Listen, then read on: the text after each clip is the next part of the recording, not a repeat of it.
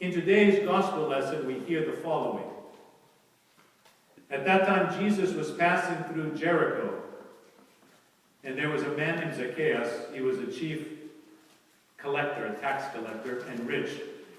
And he sought to see who Jesus was, but he could not, on account of the crowd, and because he was of small stature. And he ran up ahead, climbed up into a sycamore seat to see him. And Jesus said to him, "Today salvation has come to this house, for the Son of Man came to seek and to save the lost." Every time I hear that lesson, I read that lesson and I meditate on that lesson, I think of a visit that I had on Manathas.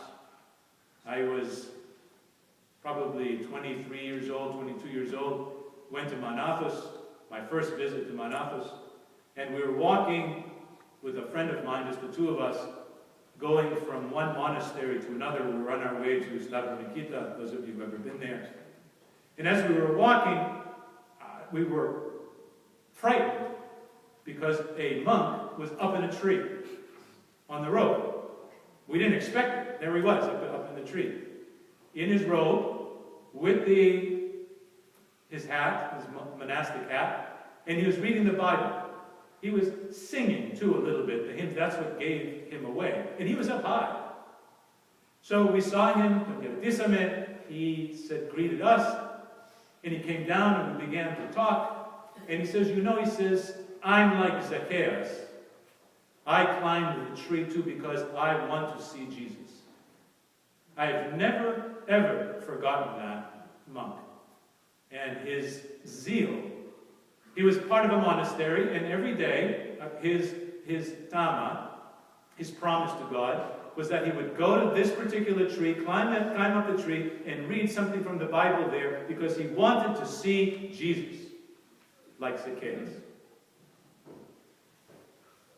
So when we see that and read that, and we come to church and we hear the story of something that took place 2,000 years ago, I think of this monk, and I wonder if he's still alive and he's still climbing up into the tree.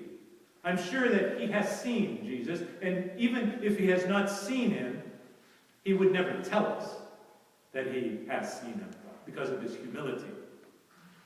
Take a look at the story for a minute.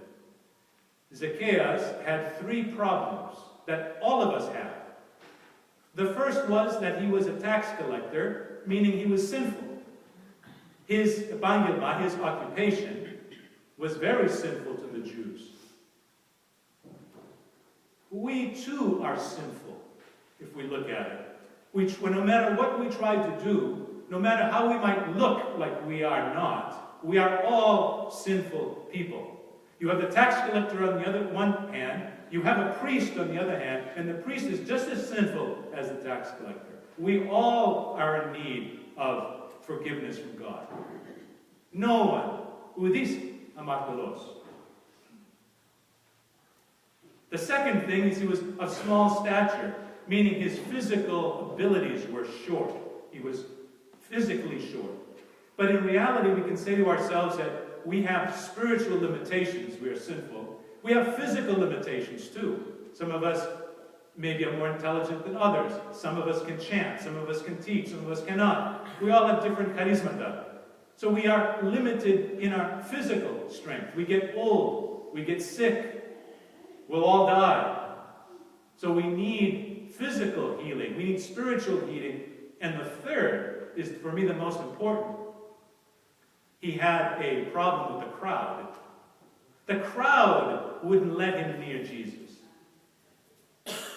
And I think about that oftentimes, and I say, we are the crowd.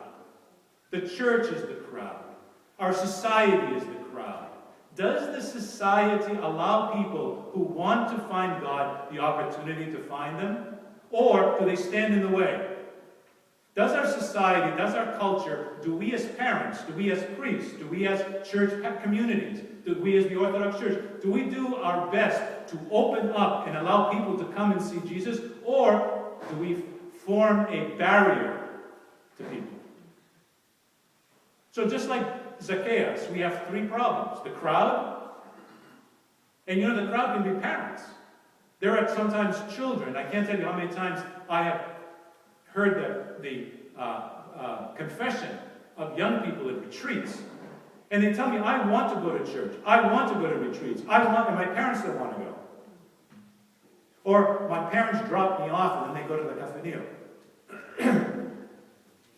So the crowd is an obstacle. Our physical body is an obstacle. Our soul is an obstacle. And yet, he climbed up into that tree. So what does that tree mean? Why is it so important that in the gospel lesson, we are told that it's a sycamore tree?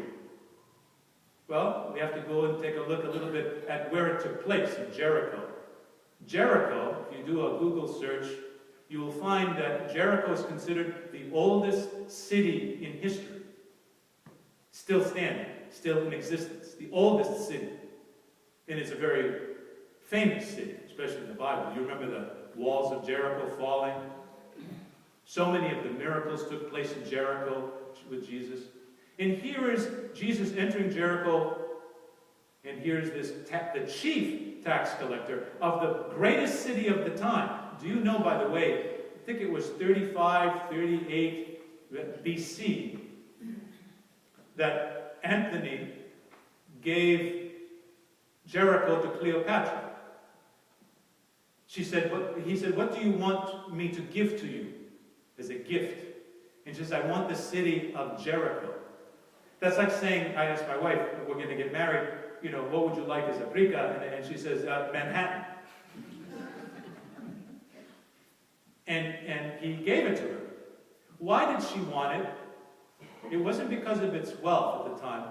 It was because of something else. Do you know? This is an interesting bit of trivia, but it's important to the story. Cleopatra wanted it because of the persimmons tree. The persimmons tree has a fruit, and that fruit, to this day, makes a very expensive perfume.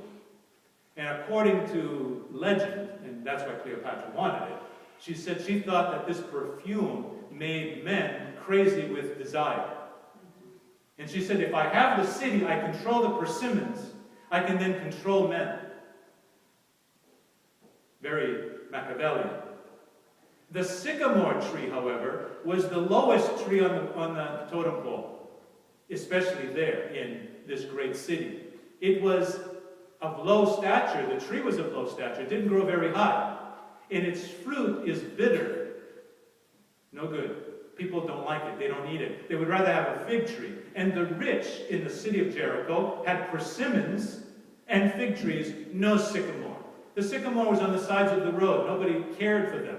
They were worthless, really. The only people who had sycamore trees were the poor.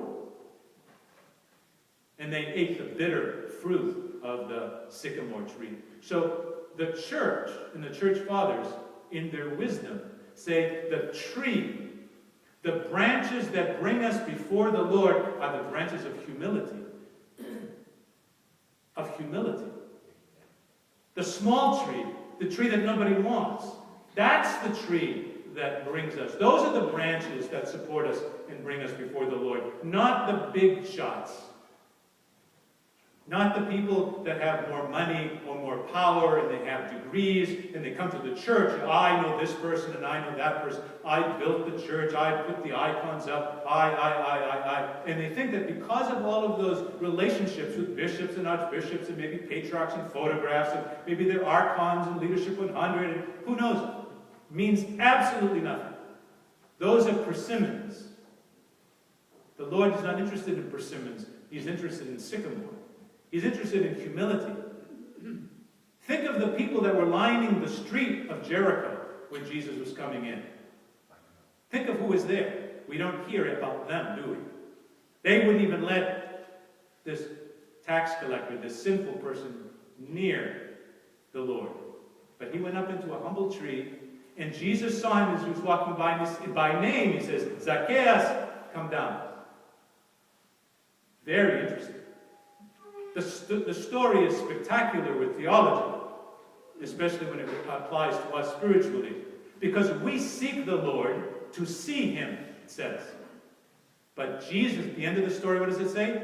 He came to seek and to save the lost. Two different things. How many people do you know that they come to church, they see? They don't receive communion, very rarely. They don't really participate in the church. They just come to see. Nice, good start. But Jesus came to seek and to save. Today he says, I'm coming to your house, and I'm going to eat with you. You want to have a relationship and be saved by Christ? Then it's more than just seeing him. You must invite him in. You must dine with him to become one with him and to be saved. The lost. Last week, you recall that I talked to you about liberation, about enslavement. Remember? I talked about the chains of St. Peter. And when I went home, literally when I was driving home, I was listening to Fox News on my radio, and it was saying there that they had just found 13 children chained, one of them for 30 years by their parents in a house. I said to myself, I can't believe it. I was just talking about that in church, of how we can shackle our children and not allow them to be free. And here it is, 13 children shackled by their parents. And these children didn't even know what a policeman was. They had no idea what medicine was. One of them was 30 years old, a girl, 29 years old, and she weighed only 80 pounds. They were only allowed to take a bath once a year. I know these are difficult things to hear, but we are living in a world full of lost people who do things like this to their children. They need the Lord. They need the gospel. They need the message of the church. We are the crowd. Let me just finish with a tale that is not in the Bible, but it runs through the monastic tradition of what happened to Zacchaeus afterwards. I'd like to know. Well, according to this legend, every day his wife would see him get up early in the morning, and he would take a pitcher of water, probably a bucket of water, and he would leave the house. And later on in the morning, he would come back, smiling, very happy. And so she followed him one day, according to this tale. And she saw that what he did was he went with this bucket of water to the sycamore tree that he had climbed when he was younger. And he would take the water and he would pour it lovingly around its roots. And after he would do that, this is a tale written by his wife about Zacchaeus. And he would then touch it and go around the trunk and talk to it. And then he would smile and he would go home. When I read that, I say, the tree for us is the church, isn't it? This is the tree. These are the branches that have brought us before the Lord. And if we climb this tree appropriately, if we respect it and feed it and water it and take care of it and prune it the way it should be, it'll be for us the very ladder by which we receive Christ and he receives us. That's why that monk climbed that tree on Mount Athos. He understood something that took me 50 years to understand, that the church is the tree of humility, that we are to climb, respect, take care of. It is our mother that ultimately in its arms brings us before the Lord. We seek him, and he sees us and saves us. May the Lord always be close to you, and may you always have him in your homes, in your relationships, and may he bless you and your families. And please don't forget to bring your children next week. Please rise.